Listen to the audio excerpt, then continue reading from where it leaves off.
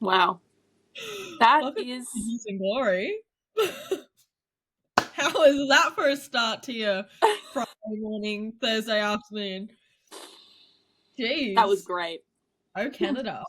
Well, I think you can safely assume from the sound of that anthem, today is our Canadian Grand Prix recap. Yeah. I don't know. That was chaos, but also nothing. Yeah. I don't know what that. It was like Spain 2.0. Yeah, so here are my thoughts. I say we can breeze through the beginning of everything, which literally one of these notes I have in here is like, that was a snoozer. And then we can get into like the meat of it, but we can like gloss over the beginning of the race. There were a couple of notable things. Yes. But we can kind of breeze over that and then just like really psychoanalyze what happened at the end there and just like really beat that dead horse. Yeah. I think we all right. have things to say on that incident. Yeah, okay. Well, let's kick it off then with FP1. Sorry, is my air conditioning really loud? Can you hear that? Bailey, it's okay. Okay.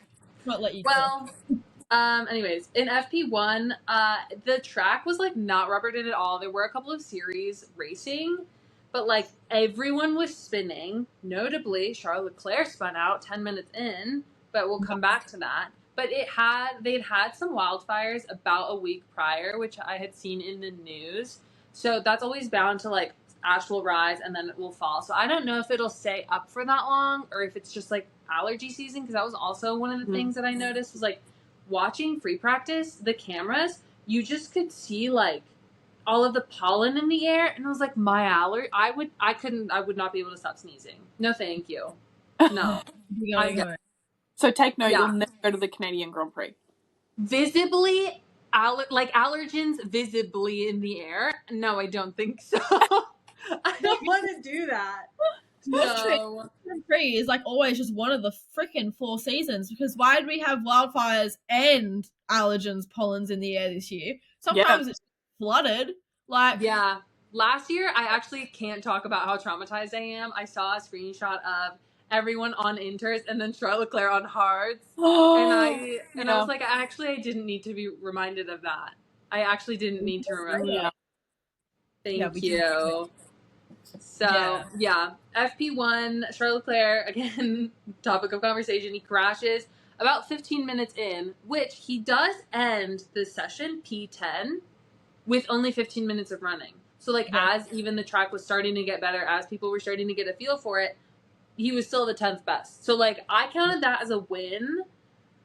But, in FP1, I think she was helping commentate all of the practices. But Alice Powell, who I believe is or was Abby Polling's performance coach, was commentating with Alex Jakes and Julian Palmer, who is a new father, which was very cute and exciting. And the poor man was extremely sleep deprived while he was there. And Davide Valsecchi, who's my freaking favorite. I've never met a man more Italian. You could show me any of the blokes from Ferrari Garage, and I'd be like, no, Davide Valsecchi is more Italian than them, surely. I love him. I can't understand what he's saying half of the time. It like takes my brain a second to buffer and catch up with what he's saying. I love it. I love his wow! Yeah. I love he just makes noises.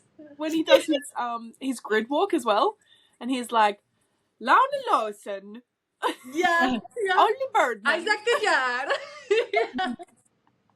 Like, he was giving Isaac Gadjar his flowers, like basically saying, that's my rookie of the year. And I was like, you're correct. This is a correct opinion. Yeah. So, no, I love him. He's seen the things that bloody Isaac Hadjar has been liking on Instagram? No. Nicholas Solov 2.0. Isaac, your likes are public. This is embarrassing. Oh no. So bad. I cannot say the words or bring them up on this podcast, but I will send you. Please. Okay. Sounds good. It's French. Yeah. Well, that covers FP1. FP2, I only have 3 bullet points here. Charles didn't run in FP2 because he had damage from FP1. Lance binned it. So, like, you're at home, brother. Like, come on, man. Please, don't make this harder for us. We were just talking about how he he could be in contention for driver of the day. I know, and I believed it. That's the hardest part of this whole thing. As a Lance truther, I believed it. Yeah, and I feel we kind of gaslit ourselves into believing he could possibly somehow win, even though yeah, I don't think because he had like moments. Like he was one of the youngest podium finishers, right? Yeah.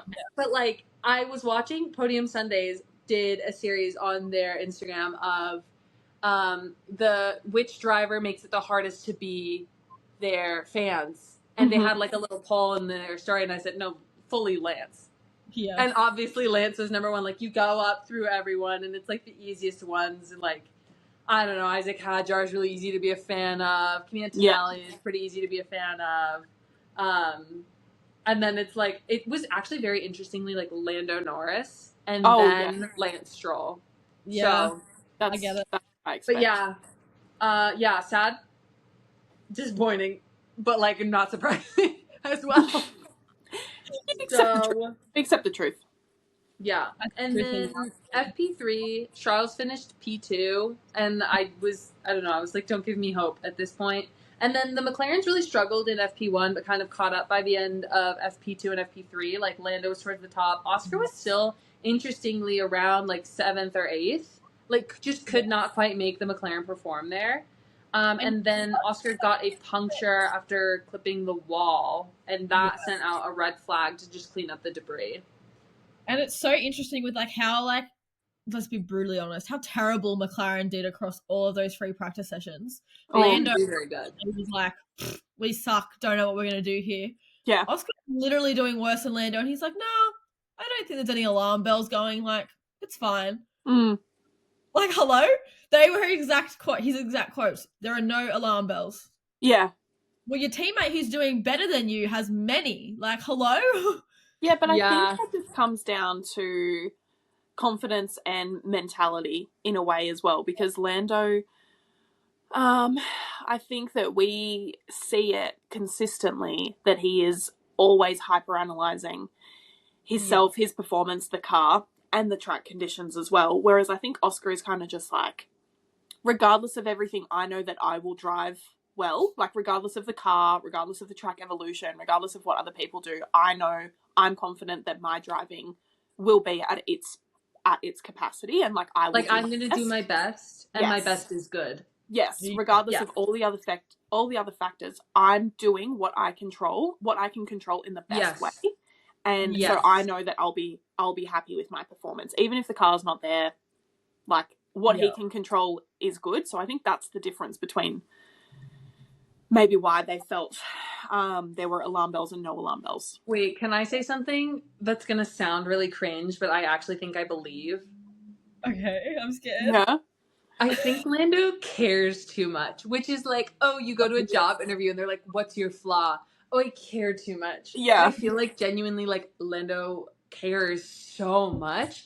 And part of me is like, care less. First of all, care less. Him and Charles. You do you. You're good. Like, I don't think he's a bad driver. I think he's a very talented and technically proficient driver. But that thing where, like, they have, like, that dog in him is, like, I'm sorry, air quotes. I feel old today. Is, like, the not caring part of it. Of, like, of being able to, I hate to bring up traumatic memories, but, like, spin out in Australia and then recover the drive and recover at the next race. Or even Isaac Hadjar. Spin out on the formation lap and then come back and be consistently in Q3 and just like putting that decarb in a really good place. Yeah. So I think that that's maybe the difference. And like, oh my God, these words are about to leave my mouth. I think he has a really big heart about it. Like, I think he really cares a lot and gets really wrapped up in all of the things like you mentioned that he maybe can't control, that he can't, like, obviously his feedback will influence things, but at the end of the day, there's going to be decisions coming from higher up. Yeah. I think Charles is the same to an extent as well. Yeah. Maybe has it managed a little more. I think he's starting to really like wake up to himself though, because like obviously rumors can be lies, but obviously the Italian media that Charles Leclerc is looking to leave Ferrari after 2026 if they don't improve, which kind of don't believe because of his whole one dream, one team logic. But honestly, good on him if he does, because he's given them, 7 years? More than that, 8 years? Yeah. It's crazy to see these drivers, like even Danny Rick, who, are drivers who have, they have a championship in them. They have a WD in them. But whether it's luck, whether it's chance, whether it's bad decisions, right team, wrong time, wrong team, right time, it's really hard to watch. I got a Danny Rick. Danny Rick is doing now some advertisement for a tailgate thing, and I was like, ooh, I want to enter that. And then it was like, you have to open an account, and I was like, I don't want to do that. Sorry, Danny Ricardo. But or Fernando Alonso, yes, he has his 2 championships, but in theory, maybe could have had more if his decision making or luck or chance or whatever had the cards had fallen in a different way. So it's just it's really painful, because I want to do F1 manager game, and put this person on this team and that person on that team, and then everything can be happy and everybody will be okay. You can make it with my Barbies. It hurts more because they're always well performing good drivers. Like you said, chance, fate, luck, whatever the frick it is. I will fight it because it's not fair. It sucks. It really hurts to watch, so I can't imagine how it is for them. No, because then you're just at the mercy of your decisions, which is hard. You can only make decisions with as much information as you have, and you have to do what you think is right in that moment, and you can't really tell if it's a good or bad decision until after. That's the kicker. So, anyways, that got really... what do you call them? I have the list of performance, or the upgrades list for Canada. This does come into decisions because we will speak about McLarens in a moment. Yes. Car brought a performance and a C-spec upgrade. Alpine brought a C-spec upgrade. Aston Martin also brought the C-spec upgrade. Mercedes brought 1 performance, 1 C-spec.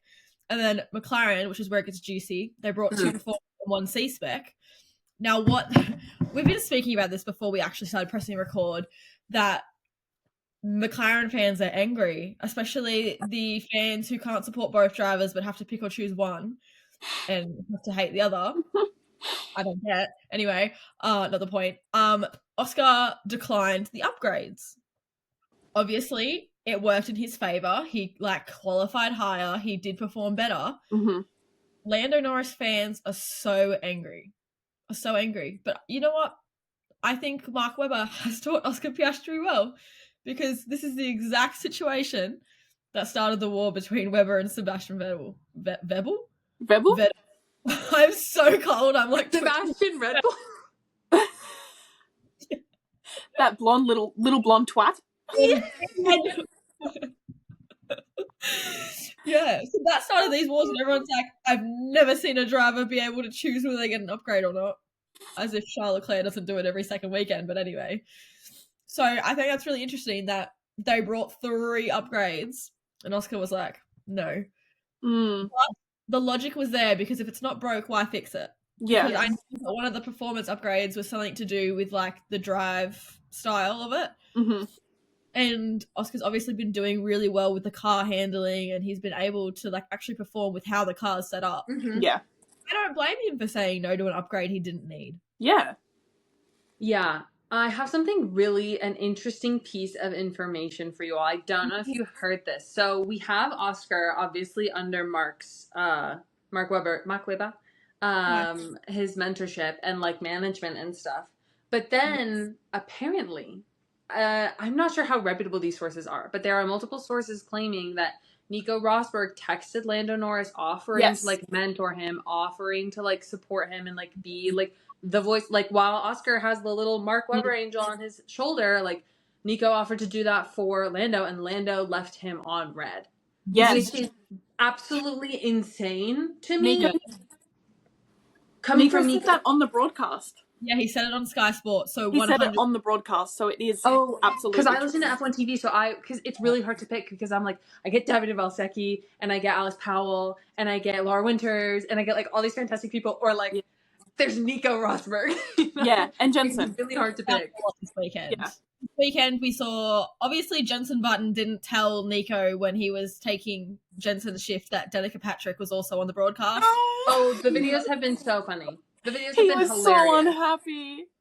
The little Everyone gave it to Danica this weekend. Even Martin Brundle. The look on his face when she said that was the easiest circuit on the calendar. Yeah. And then it wasn't a challenging race. And Martin was like... Yeah. I'm sorry.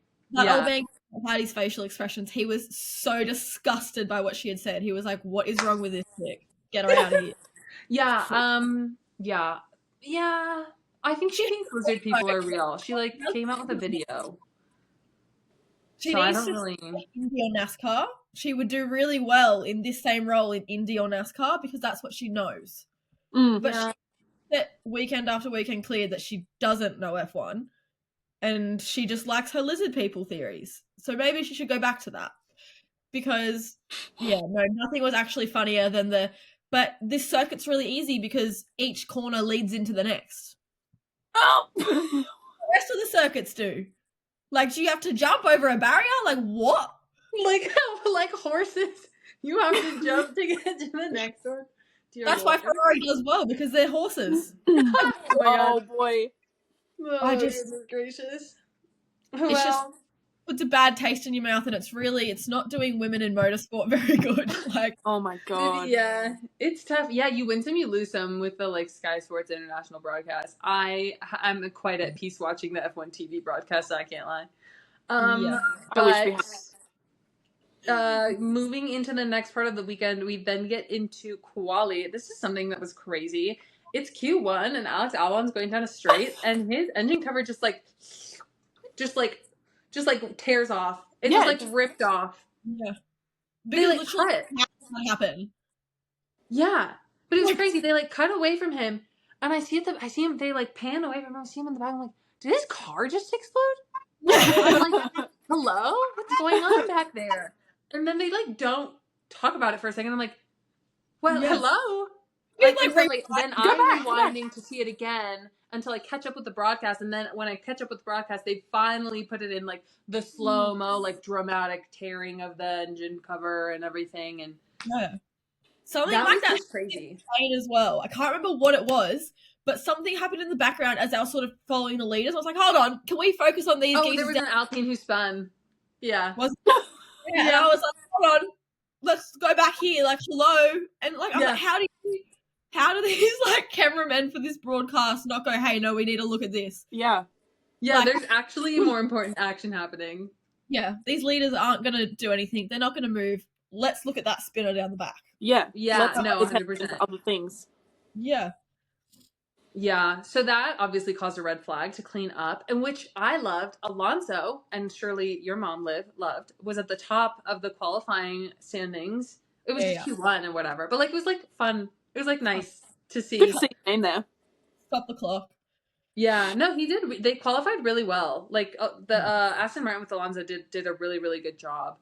And then another little fun tidbit from quali was that they cut to Franco Colapinto in his car, just asleep or meditating or something. It's been all over my Instagram. It's so funny.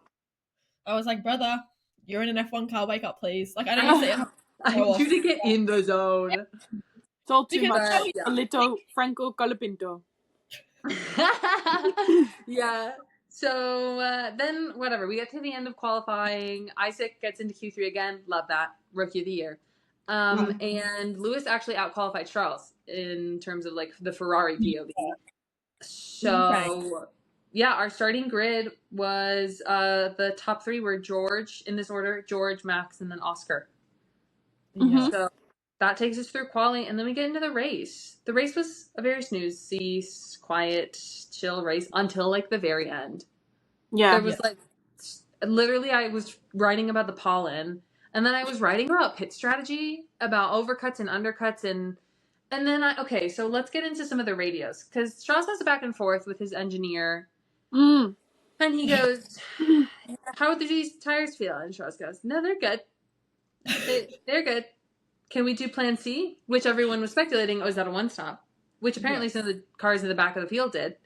And they say, he said, can we do plan C? And they say, okay. And I'm like, oh my God, that's so exciting. They never listen to him. Yeah. Maybe they're making moves. And then they pit him, and then they go box. And he goes, I don't understand this choice. which is iconic, just like deadpan. I love it when the drivers just like state facts or like really blunt and they are not messing around and like trying to be polite. They're like, I would have done that differently, or no, they're like, I don't understand this. Yeah. Why are we doing this? Yeah. He heard Max in, what was it, Spain? Being like, why the fuck are we on the hard tire? Like, why are we on the hard tire? And he was like, yeah, I'm thinking that. No. Yeah. So that takes to the couple of other interesting radios. Alonso was at one point told gentle entry at 3 and 8, and he just goes, "We are racing, not testing," which was so sassy and very much very Alonso coded. So love that. I need to just let him run his own race. He doesn't need an engineer. Just let him go. No. Just let him decide. He's mostly wrong, but just let him go. That man, like, he doesn't need to know gaps. He looks at the screen as he's driving around. Yeah. Like, he'll tell you. You know what? Fuck it. Fire stake engineers. Not stake. What the heck? No, yeah, stake. Fire stakes engineers and let Alonso be Bortoletto's engineer. He's his manager anyway. What? He'd probably do well. Literally, have you, like, the past 3 years, however long he's, like, 2 years, 3 years, and this is his 3rd year at Aston, he literally is, like, Lance Stroll's race engineer sometimes. He's like, tell Lance to do this. Like, yeah, he could do it. Oh, my God. Pay the man. Put Alonso in charge. Put him in charge. Yeah. Yeah, absolutely. we vote for that. And then the other radio that was very interesting was the Alpine team orders to let Colapinto go ahead. Liv, take it away. I can see you. Ready. I have to be honest with you. The second I hear Alpine come onto a radio, I skip it. I don't want to hear what they have to say. Okay. Completely honest, I actually don't know what happened here, but I saw the names like trying to switch and I was like, skip. And then we pretend Alpine's not even racing anymore. Okay. Because literally when I was watching it, I heard the radio pop up and it was like, let Colapinto pass. And I was like, oh, Liv. And you know it's bad because usually the second something like that happens in a race, I'm Snapchatting Brit like my like live reaction. You know it's bad when Alpine does something so bad that I'm not doing that. That I've not even like brought it up. I don't want to talk about it. I want to ignore that it's happened. Yeah. It's bad. Immediately repressing the memory. Actually not forming the memory in the first place. Exactly. So, yeah. I forgot until you just brought it up. I was not allowing that moment into my mind. Yeah. No, because I've actually decided I hate Alpine. I started this year being like, woo, I'm an Alpine supporter now. Not just Pierre Gasly, I'm Alpine. And now I hate Alpine again. Yeah. Well, so I have a secret to tell you guys. I finally finished watching the latest season of Drive to Survive, like this past week, which was embarrassing. But I don't know if I've even finished it yet. Okay. Validating. Thank you. I think I got up to next week's episode and I stopped watching. Yeah, I get stressed out. I watched that one and I was like, this is really hard. This is really tough, actually. But I do stand by the fact that, what's his face? Alpine. What's his name? He's terrifying. Flavio. Yeah, he scares me. I can't. He scares me. I'm afraid. You know what? I fear I have to bring this back really quick simply just for Brit, because Brit wasn't in the episode that we filmed about Alpine, where we did Kiss, Marry, Ban from F1. Oh, yeah. Rory, Helmut Marko, James Vowles. Yeah, I did listen to this, and I did tell you guys my decision. But I would marry James Vowles. Yeah. I would kill Helmut Marko, and I would kiss Flavio. That wasn't an option. Wait, what is an option, Brit? Didn't you say kiss, marry, kill? Kiss, marry, ban from F1. Oh.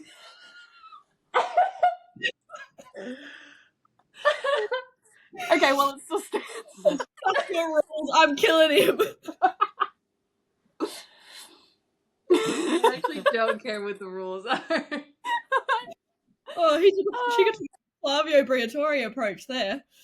Oh my god. Okay, yeah. Okay, well, Helmut I would ban from F1. He'll die soon anyway, so. No, Flavio's scary. He scares me. But imagine if you ban him from F1 and then he comes after you. That's even scarier than just a little... James Vowles will protect me. I will... stand by marrying Flavio. I stand by that. You did say that, didn't you? Ew, no, I couldn't. No, because James Vowles. Little cute cutie. No, but I want a scary husband.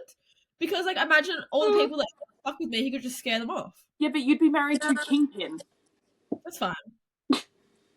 If we lived in separate households and never saw each other, maybe it would be okay. This, like, forced arranged marriage where neither party likes each other and it's just a piece of paper. No, because if I marry Flavio Briatore, does that mean that I, like, somehow have control over Alpine and I can, like, get rid of Franco Colapinto and bring back Jack Doohan? I don't think he'll let you. Because while we're talking about my disgust with Alpine, there's this coffee brand that I absolutely love. I'm not going to name their name because I don't want this to be slander because I literally love them with my whole heart. But they are from, like, Australia and they were backing Jack Doohan at the beginning of the season. And now that Alpine's, like, dropped Doohan from that seat, they've started sponsoring Alpine. Oh. I feel like that's so gross. But, like, I'm going to keep drinking their coffee because it's really good and it's really good for your brain. But, like... Yeah. I'm actually, like, that sucks. That's an extra kick in the guts for Jack. Yeah, literally. Because he still has to be at that team, just not driving for them. So I feel like that's rough. Anyway. He scares me. But speaking of James Vowles, let's talk about the DNFs, there were 2 DNFs. So Alex Albon had a DNF with a power unit issue, which is very interesting because Williams has the Mercedes engine. Yeah. Mm-hmm. Yeah. So their engine has been sus. But there was no safety car for this. He just went through the hairpin, basically. Just found an exit over there. Yeah. And Liam Lawson also had a DNF. Again, Liam Lawson, please shave your mustache. I don't like it. Week 2 of banging. Yeah. Valid. Yeah. It just pretty space, eh? Yeah, I don't know. I'm not a fan. But anyways. Yeah. We've made it. We did it. That's everything that happened until I literally have one note of Oscar and Kimi battling. And then, 10 laps to go. McLaren on McLaren crime is what I've called it. So. Absolutely. Iconic from Lando. Because, not even the fact that, you try to take out your own teammate, but the fact that you try to take them out into your team's pit wall. Iconic. They're like, watch this firsthand. Absolutely iconic. They're like, oh, you said that we'll come together at least once in the season? Let me show you. Literally 3 right in laps. Front of your eyes. 3 laps prior, the commentary said that they're going to come together. It's a matter of when, not if. 3 fucking later, they collided. Well, it's crazy because I had seen a flashback to Jenson Button and Lewis Hamilton, I think, at McLaren. This was real crime. This wasn't yes, there's a couple things. That wasn't a misjudgment of space. That was on purpose. That was malicious. A road rage incident. And I stand by it, actually. Yeah. So there was that. And then, there was something else I was going to say. Oh, there's there's the play on the quote from Senna that if you don't go for a gap that is there, that's when you become, but then it's if you go for a gap that isn't there, what does that make you? You're an idiot. No, because that was the first thing I said when I saw it. And Mum was like, what? And I was like, that's not what he meant by that, but I'm going to say that's this. Yeah. It was, because then, I can't remember who was saying it, but someone was like, that would have been tight if you were on a motorbike. You're not getting a car through there. Not even not with these regulations. Yeah. So, kind of crazy. I don't really know. I understand the, constant drive to push. But I don't understand it. How, I would love to know the thought process to make that the mistake, I guess. I don't know what he was going for because turn 1 is a right-hander, is it not? And they were going into turn 1. Why? It's right and then straight left. Yeah, so he would have been I understand wanting to be on the inside lane for turn 2, but the way that Oscar drives, he would have covered off the outside line / the inside line is turn 2 anyway. So going around the outside to be in that position entering the chicane would make no sense. And I don't even drive an F1 car. Like, that position would have meant that he would have done what Albon did and went off the track straight through the chicane. Like, I don't think in any scenario, if Oscar had have given, moved over and given him more room or anything, I don't think in any scenario Lando would have come out of that like fully unharmed. No. Yeah. Well, and like part of me, sorry, quickly, when they were like showing Lando's onboard slowed down along the straight, you could see Oscar's trajectory, and he was headed left anyway. Yeah. So, in a sense, would say either stay straight or go around him to the right a slight bit more. Because he was taking the racing line where he was going to go out and then cut straight through the chicane, like little whoop whoop. Exactly like how everyone was moving, which annoys me. Yeah, the only thing I want to say is like I want to asterisk like they've been sitting there racing for so many laps, must be like exhausted and adrenaline dump. Yeah. But also like not a lot of other people make those mistakes, so I don't really know. It's just like a really interesting place to like consider it from. Of like I do want to qualify. I don't know anything, and I don't know where his head was at, but also like. Your peers aren't really making these types of decisions or having these types of outcomes necessarily. Because, like, I don't know. I hate to say it, but, like, honestly, to pull Max into the comparison point, like, if Max is going to knock on someone's door like that, like, he knows how to do it so that at least his car gets away fine. But that McLaren chomped up its own front wing. Yeah. It was naked at the front. Because I think from the few angles that I saw, I think that like the end plate kind of hit Oscar's wheel, and then that just like as Oscar's wheel like spun, it kind of like flipped the wing like underneath Lando, on top of going like onto the grass, kind of like bouncing around. But it was really weird seeing that McLaren with no front wing. Absolutely. Yeah, I didn't like it. It was really weird. Yeah. I see why we're talking about this like McLaren incident that caused a safety car. I feel like it would be a crime to not talk about said safety car. Yeah. Well, it was so funny. So they ended the race under safety car, right? Yeah.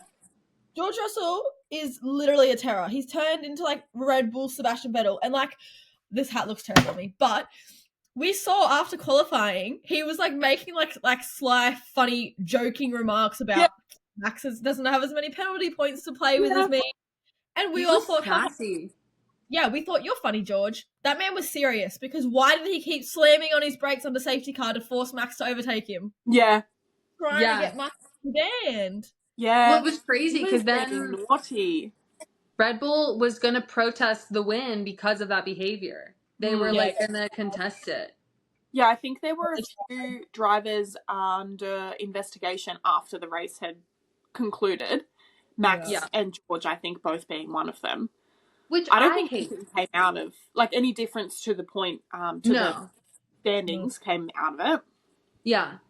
But I just want to say, I really dislike when we leave decisions till after. And I understand to a degree that, like, you have to weigh the cars after and check that the bottom steel freaking thing is, like, not worn down as much. Yeah. And like there's things that can only be done after, but it's like really disappointing to have that affect the podium experience. Like if they were like when George got disqualified for last year's Austria? Yeah, maybe. It was one Belgium. of the ones that's coming up. But he gets disqualified. And we find out hours later. Like his Instagram story goes from win, win, win, win to like a black screen of like, I'm so sorry. Yeah.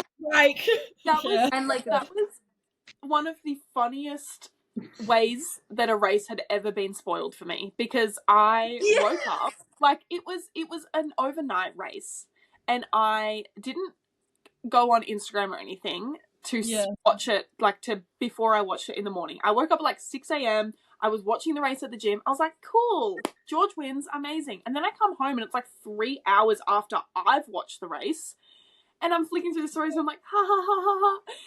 Yeah, George win, yay. And then it's like, oh, I'm devastated. And I was like, what? Yeah, that's what it was. What's happened? And he didn't say that he'd like been disqualified. It literally was a black screen, and it just said, "I'm devastated," and I had to go searching, and I was like, "What happened?" Yeah. But it was like midday that I found out. Is he did one of those like, you know, those like Instagram, TikTok people who do like the on the street interview things. Yeah.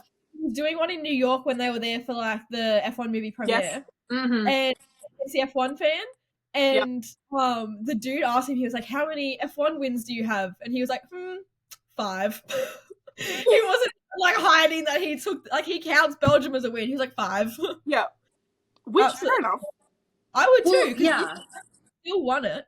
It's interesting. Yeah.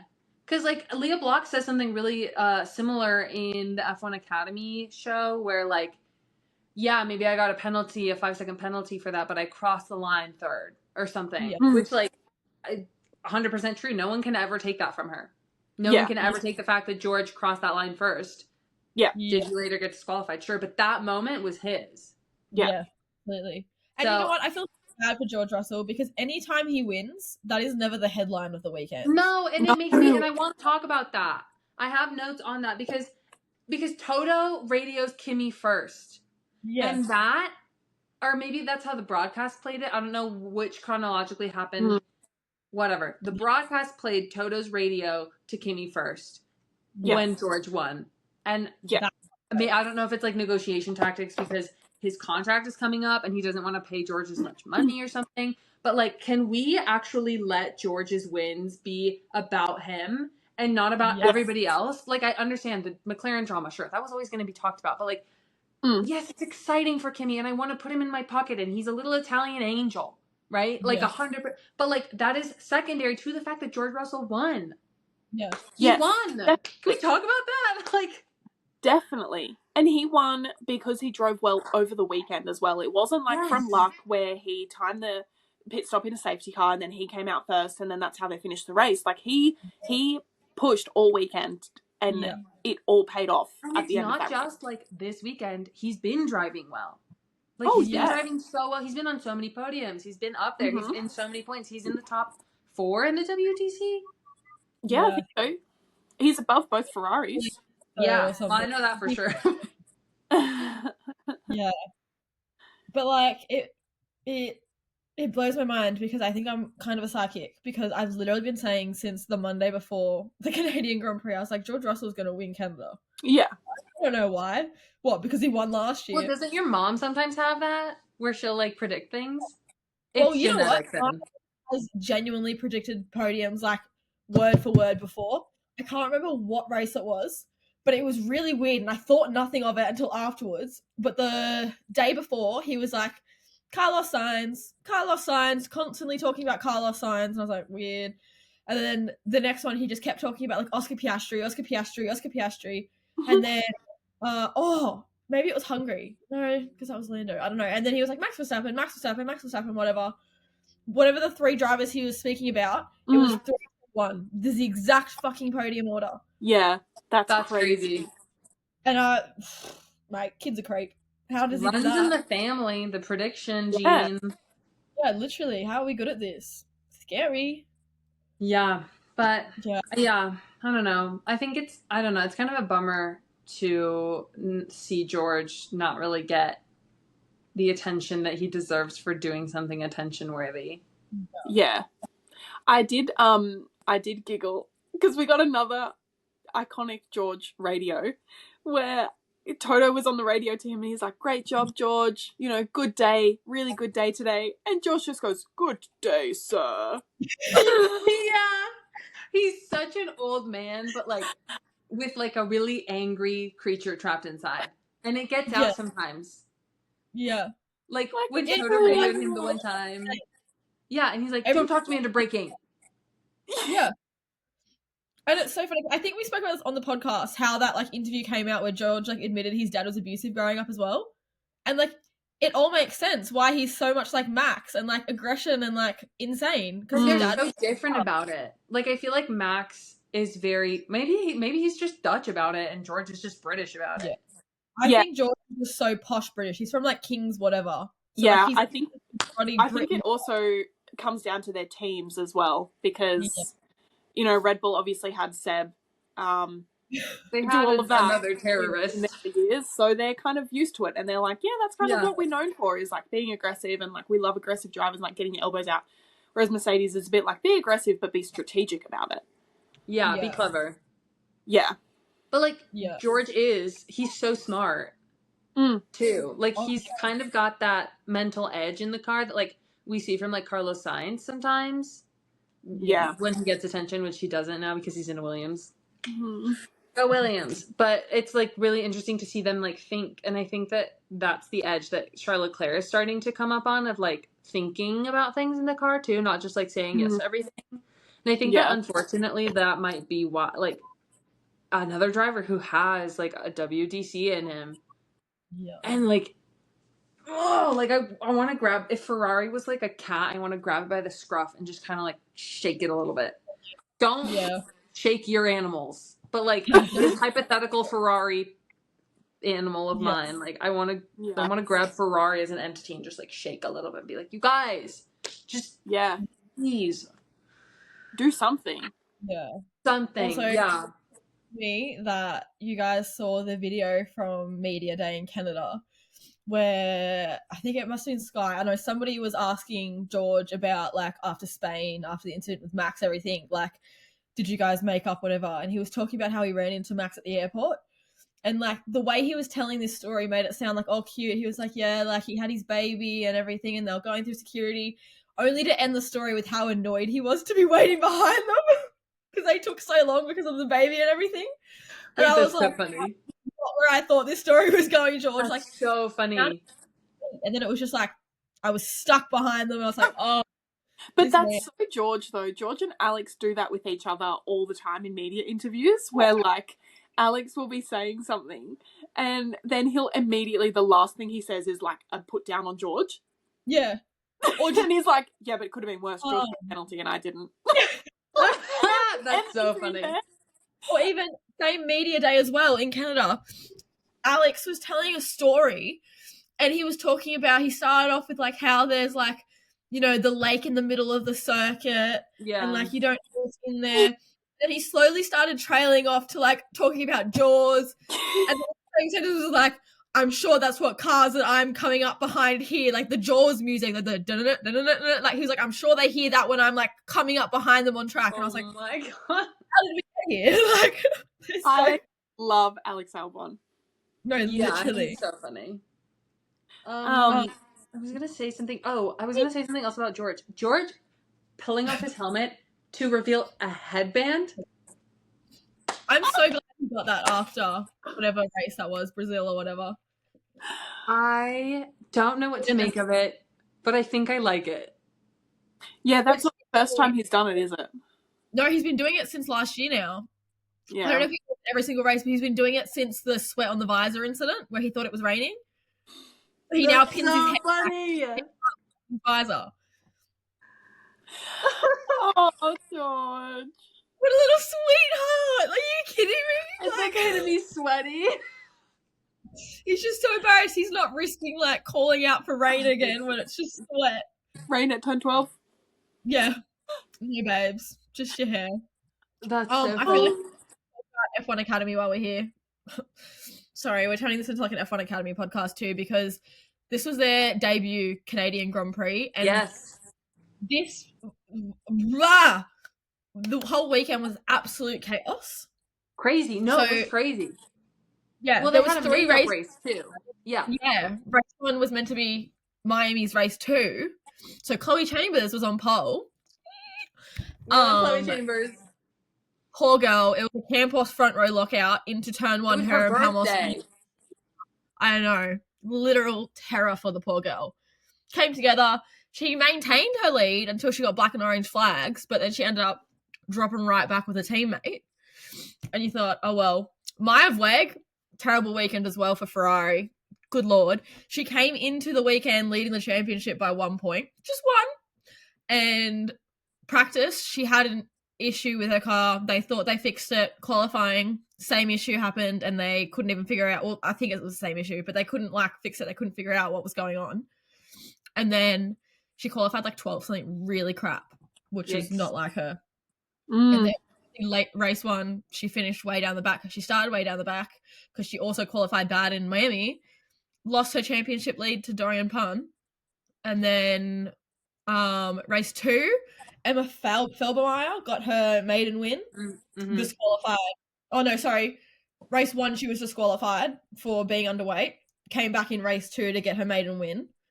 Right. And then, race 3, Chloe Chambers started from pole again and finally got her maiden win. And I don't know if you guys saw the video of her dad crying, absolutely bawling his eyes. I love that man. We love that man. He is, I like can't look at him for too long because then like I'm gonna start crying.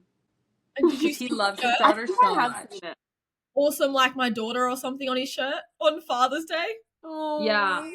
Oh my! Well, you know, George dedicated his win to his dad when he was riding on the champagne bottle. I was like, I did say that. Yeah, I'm just sweating from my eyes, just like George was in the car. Yeah. I'm not crying. We're tearing up. Yeah. The two papa absolutely killed me because I don't know, there's just like so British about it. Papa. Oh, papa. I don't know. Yeah. It's really funny because if you speak Spanish, that's what you call your dad. Like you call him papa or like whatever. But like in English it's like very like I've got my monocle and top hat on, which is very George, to be fair. Yeah. But speaking of the win, I want to talk about the hats. They were brown. Thoughts? Yeah. Okay, me too. I can't remember what they look like. I'd have to look at my brown. Video. The podium. They're brown. Like, I think they're trying to play on like the woods sort of scene in Canada, but like brown. Oh yeah. Very odd. Yeah, but, like that's cute. I don't hate them actually. Like I don't hate them. I think they like kind of look cute, but I just don't know how fitting it is. Yeah, I feel like maybe red would have been better for the flag. Well, yeah, that's what I my first thought was. But did they do red for China? They did red for China, and what was Monaco? White maybe. Red and white, I think. Yeah. They had like a checkerboard underneath the cap, which I really liked. But I don't know how I feel about the brown. Here, I finally found a picture. Yeah, it was like red underneath. Yeah. Oh, yeah, okay. Random. And not my favorite, but I also don't hate it. I don't think anything's ever going to be Miami in my mind, which I think is where that struggle comes from, because I think everything's going to be gross in comparison to Miami. Like the bright pink was beautiful. Yeah. The bright pink and Australia's green. Yeah. I wouldn't wear it, but like that was so like iconic for Australia. Like that was like they nailed that. Yes. What else was I going to say? Driver of the day went to Kimi. Obviously following on from our Driver of the Day episode last week. Yes. I voted for Kimi because I voted for Nico again. So well, yeah. But Nico did really well.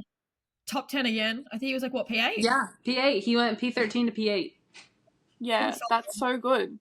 Like Nico slayed it. And like we said last week, there's not saying that only one driver deserves Driver of the Day. Yes, correct. But I do think, all things considered, having Oscar pretty much pushing Kimi the entire race and Kimi maintaining his position for the most part was... Yeah. Well, yeah, and he raced Oscar pretty hard. Like, Kimi did deserve it.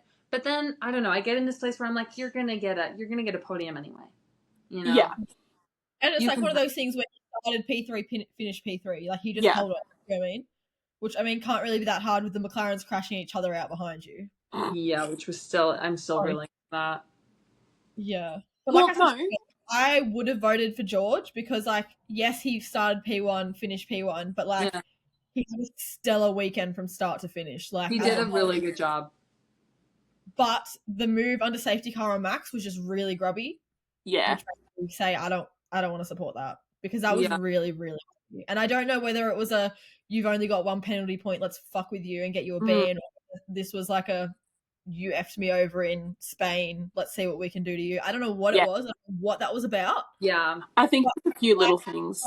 Yeah, and to act like he wasn't at fault for it, I was just like, You did that on purpose, and you're just trying to say that he's overtaking you. Like, come on. Max overtook me under safety car. You braked. What are you talking about? Yeah. Slammed on your brakes. Max does that a lot, where like he'll sit like almost just next to the race leader. Like he's done it with Hamilton, he's done it with Lando. He does it a lot if he is P2. And I know that like it's legal and it's in the regulations that they can do that. Yeah. But like that is a sneaky move that Max plays all the time. And George just like caught him out for it. And George caught him out, yeah. And yes, that was visibly George's fault though, because you can literally see his car like jolt. Yeah, literally. He could have like eased off the accelerator a little bit, like. Yeah.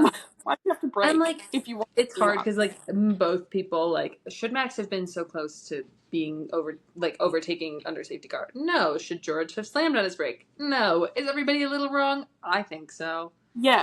Yeah. Because it was similar to something that happened. It was similar to that was an argument in Abu Dhabi 2021. Is Max and Lewis were like side by side during the safety car restart, and I think Mercedes tried to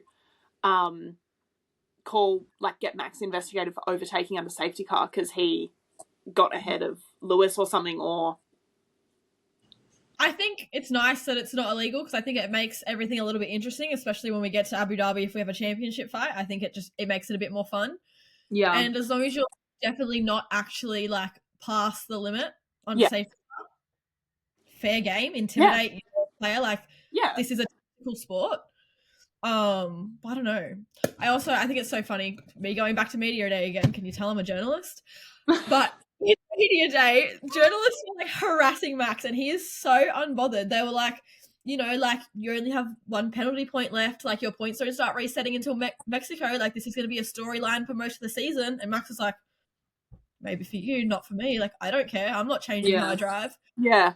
The journalist was like, oh, but like, don't you think your like rivals are going to try and like bait you into like losing the point? He goes, I don't care. I'm not changing my driving style. Like the whole like interview session was like them just trying to convince him to like not be such an aggressive driver. And he was like, I don't care. I have nothing to lose. His exact words, I have nothing to lose. Yeah, well, I mean, he's not the championship leader, so it's not like missing a race would cause him to drop out of the P1 of the championship. Like, regardless of if he gets a race ban, there's still plenty of races to get points. Yeah. Well, and that's interesting. Do you guys want to say anything else? I have a little sidebar to add. I have one little comment quickly about the potential race ban, only because it makes me wonder. Obviously, Red Bull applied for Arvid Lindblad to have a super license exemption back in February. Really awkward timing. It got accepted this week, which really awkward timing with the whole Max race ban thing, and Arvid's fighting for life to defend that like this has nothing to do with Max's race ban. This has been months incoming. Yeah. Poor Arvid. Sorry, buddy.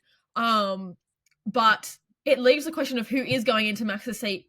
Be so real. He's going to get the race ban. So when he does, is Arvid going to step into the RB? Is, you know, Lawson or Hadja going to have to step up into Isaac, like, they are he's like, I don't think so. I don't know. Nico Rosberg also spoke to Isaac and told him he told him to stay away from the Red Bull seat.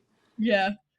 So Nico's just like, my babies. I've lost my interest. Yeah, he's like, you learn from my lessons, guys. Him and Mark, they're like, please. Yeah, they're like protecting these rookies.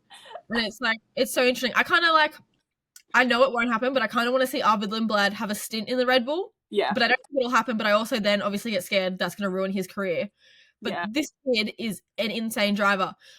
I don't know why, but in my mind, you guys know my whole belief is if you're going to put a rookie into the RB teams at all, put them straight into the Red Bull. Give him like the year to like actually get to grasp with the terrible Red Bull car rather than training them into the RB where it's a better car and then expecting them to like somehow wrangle Red Bull. So part of me is like, chuck him into the Red Bull because I don't think Lawson's going to want to go back after how he was treated after 2 Me races.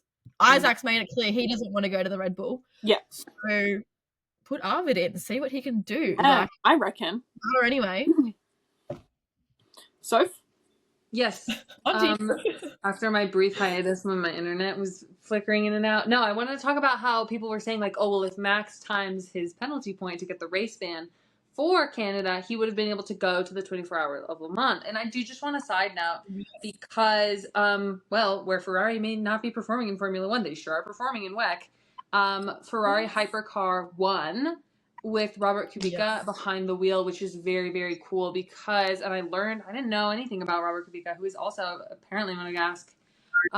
He had a really, really bad accident in rally and like had to get his arm reattached and like a bunch of surgeries done, and managed to come back to win the 24 Hour of Le Mans, which is like just so cool. And like we had so many cool drivers really cool. Driving in it. Like K-Mag was there, Jensen Button was driving, Mick Schumacher was there. We had like a bunch of like, obviously Nick DeVries, like there's a bunch of like F1 alumni who are like in WEC, which is so cool to see. But like to see Robert Kubica's story culminate in something like that is just like really, really cool. And like it's not F1, but it's motorsport. It's happening at the same time, and just reminded me because people were saying like, is Max gonna get his penalty just so he can go to WEC? Because he now has the platinum license, so he can do it. And I think Kubica's Polish, but don't quote me on that because I know it confuses me every time because the Monegasque and Polish flag is the same colors. Yeah, I know, it's just upside down. But he is Polish. You're right. Close enough. Their Ferrari won, but the number 51 Ferrari, which is like Antonio Giovinazzi and that, disqualified. Yep. Disqualified? Yeah, but they won last year or the year before, I don't know. Yeah, Ferrari do so well in WEC. Everywhere else. Fun fact, Robert Kubica was also meant to he was meant to start at Ferrari in F1 for 2012, but because of his accident, he's now too disabled for F1. That's crazy. I mean, wow. In his arm, but like the fact that he can drive anything, I'm impressed. Yeah. It's got to be tough. I don't know. Yeah, I don't know. I'm not going to say anything. I am not a medical professional. I clearly can't tell the Polish flag and Monegasque flags apart, so I shouldn't have an opinion on that. Geography is not my strong suit either. It's okay. Yeah, no, neither. I only recently learnt that the Polish flag is the Monegasque flag upside down, so I don't know how long I was just they've flipped this flag wrong and that I've been calling people Monegasque when they're Polish. That's funny. That's very reassuring. The other thing that happened this weekend was the F1 premiere, which was very funny because people were like, "Oh, Max, are you going?" He goes, "Nah, I'm gonna go spend time with my daughter." And like now, people can't get mad. Now people can't be like, "Oh, he's like avoiding responsibilities." It's so interesting because like I feel like Oscar in life... also wasn't there. Oh, really? He was in Texas. No. Was he? Yeah, he got like Texas barbecue. That's really random. There was a video from the premiere, you know, where they were taking all the photos of the drivers, like with that gorgeous skyline and like the video like from behind the scenes, and all you hear is Christian Horner go, "We're gonna go watch this fucking movie or what?" Yeah. Oh my god! I just love it. It was this girl, and she was like the sky and the view, and all the drivers sitting around chatting, and then Christian Horner, out of view, you just pick up that agitating, grating voice. Are we gonna go watch this fucking movie or what? Like, oh, that's so funny. Yeah. 3 times to make sure I wasn't hearing things, so I was like,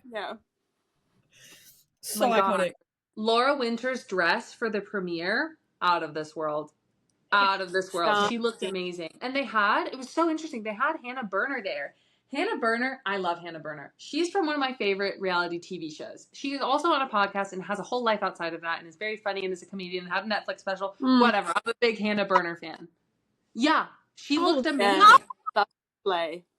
But it was it was Laura and Madeline White.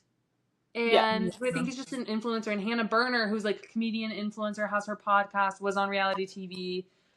She was like there, but I haven't necessarily associated her with F1. The only connection that I've found so far is she's a Lululemon ambassador, like how Lewis Hamilton is. She's from the tennis side, he's from the lift side of like their like marketing, channel like pushes categories maybe. But she was there, which was so cool. I love her. She's so funny, but it was like really random, but I really enjoyed seeing her there. Like, I love that they had like women facilitating the interviews and stuff. Like, that was so cool. Absolutely. Yeah, definitely. topic, but did you guys see that Naomi is pregnant? Oh, I did I'm not. curious. Let me show you this little pregnancy announcement because it is so cute. Why can't I spell Naomi? Who's Naomi? I literally love Schiff. Naomi Schiff. Ship. How do you? I don't know how to say the last name. I can't Oh, pronounce her last. she's one of the other. Yeah, Oh. the F1 girls. F1 ladies. It makes me so happy. Like, she That's looks so so sweet.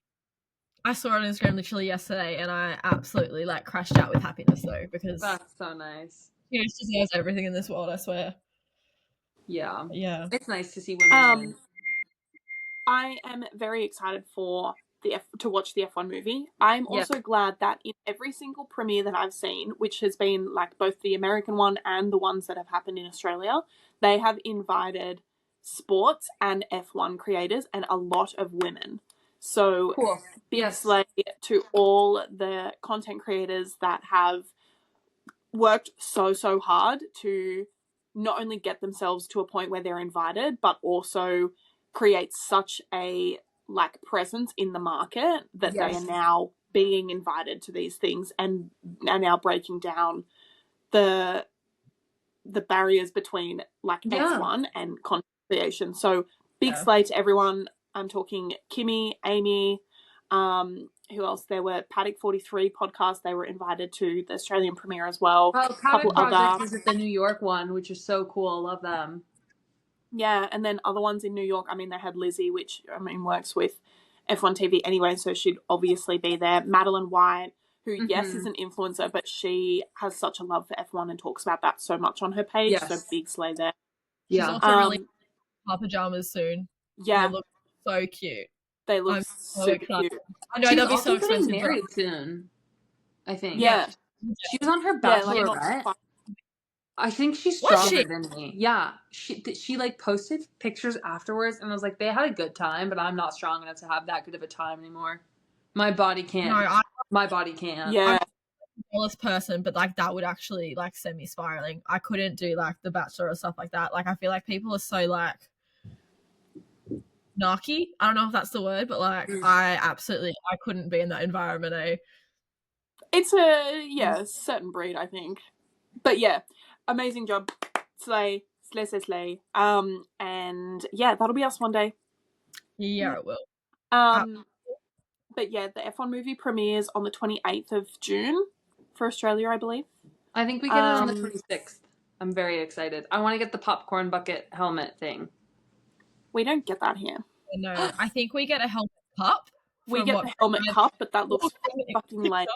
It's really ugly. And apparently the cup with the helmet lid and then just like the metal tin with like the movie poster on it was that combo was $55. What? So I have to say, I do like Hoytz's metal tins. Like I've got a Black Widow one from like the last. I think they stopped doing those though. I use them to store things, and they're actually really good. But I'm not paying that much for Brad Pitt's face because I don't know how open I've been about this on the podcast, but I do not like Brad Pitt. Yeah, I think you've said it before. It might have come because we got into the topic of Patrick Dempsey. Oh, he really should have played that bloody character. I think it was actually just Brad Pitt. I think Brad Pitt literally was like, I want to drive an F1 car, let's make a movie. Yeah. I think that's why the movie came about. I wish I was that rich and famous. I would do stuff like that all the time.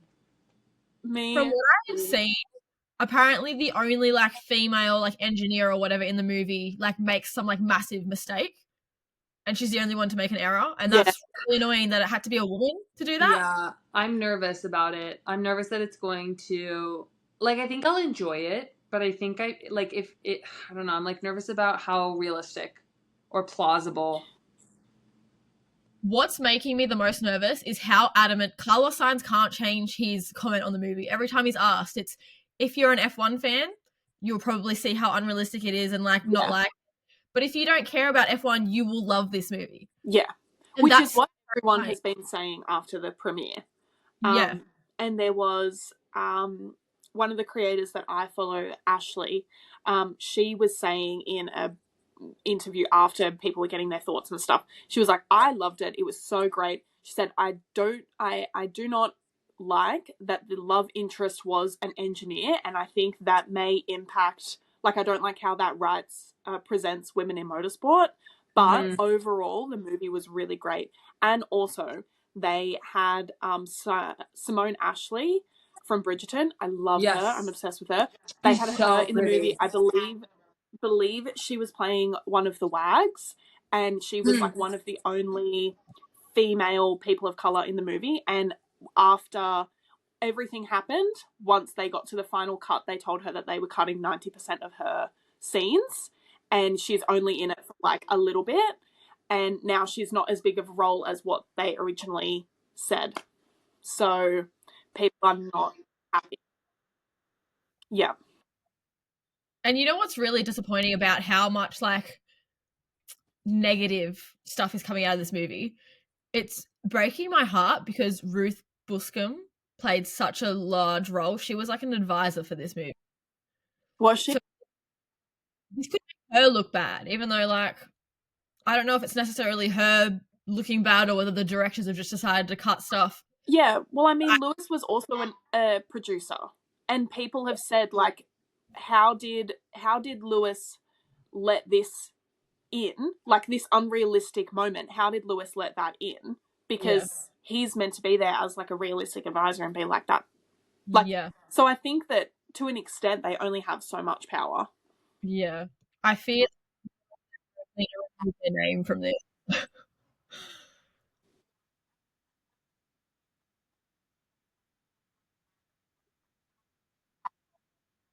Mm.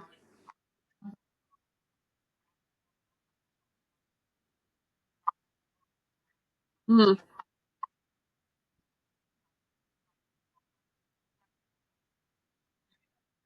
Mm.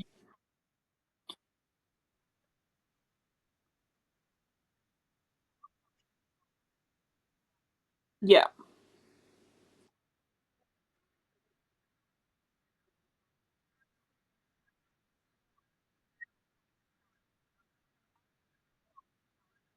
Mm. Mm.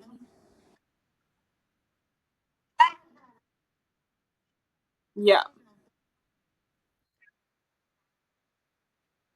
Mm. Yeah, Yeah. yeah, Yeah. yeah, At the end of the day, it is a movie. Yeah. yeah. Yeah. At the And end of the that's day, sort of it's a movie, not a documentary. yeah, exactly. Sort of like the like mental I've had to keep. Yeah, I'm bringing a friend with me who doesn't like racing at all. She like knows like Charlotte and stuff like that because she's like, oh, he's a hottie. Like, do you know what I mean? But she does not care for car racing. She doesn't like it. She hates it. Right? She's coming with me to watch it, and I'm hoping because like in my head, I want to be able to go into this movie and look at it from like like a blockbuster standpoint. I want to try and follow the actual storyline and hope that that's good enough to focus on that and not but this isn't factually correct. Like Yeah. be able to like ignore. Actually. Yeah. I'm Literally. really hoping my friend can reel me in and go, that was really good or that was really bad, so that I can like actually like justify whether I like actually liked the storyline or whether I didn't like the facts and misleading it. Like, do you know what I mean? Like, I don't know. Times like this, it's tough being an actual like avid F1 fan because now we're like, I want to be able to enjoy this movie, but I'm scared. Yeah, definitely. Yes.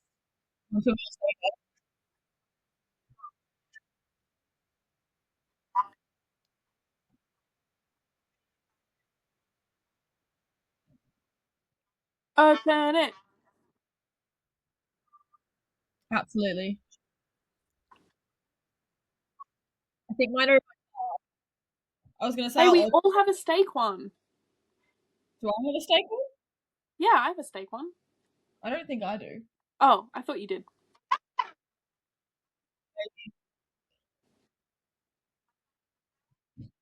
Oh, you got the F1 Academy one. Oh, yeah. Yes. I just got the Yay. A Actually, Chloe I Fancy car. somewhere. I don't know where mine are.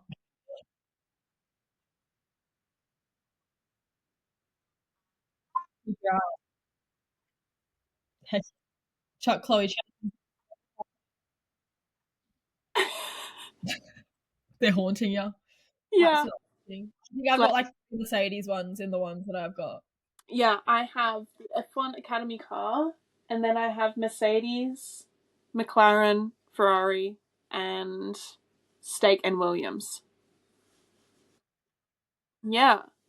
I have 2 Williams. I've opened a Mercedes, an F1 Academy, a Haas, and an F1. Like they've just got the plain F1 car. I think McLaren.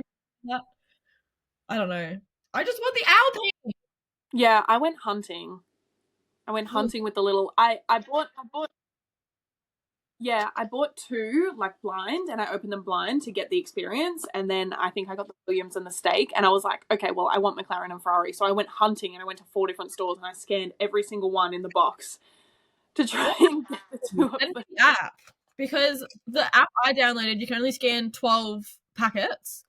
And at all my Kmarts, these packs are behind the counter, so you can't go through them. They just give them to you. Oh, go to David Jones or Maya. That's where I went. Because I bought 12, and then I scanned them, and then put like the doubles aside. But then I instantly forgot what I actually had, so it was still like a blind box opening because I forgot what I put aside. But yeah, okay. Well, I'm gonna go to find it. But I still maybe the F1 Academy doco review. Yeah. Can we watch it in a week? This could be a very controversial. Oh, I haven't watched it yet. I've watched it. I haven't watched it yet. I'll start it today. I'll start it today. Yeah. Okay. See you all next week. All right. Bye-bye.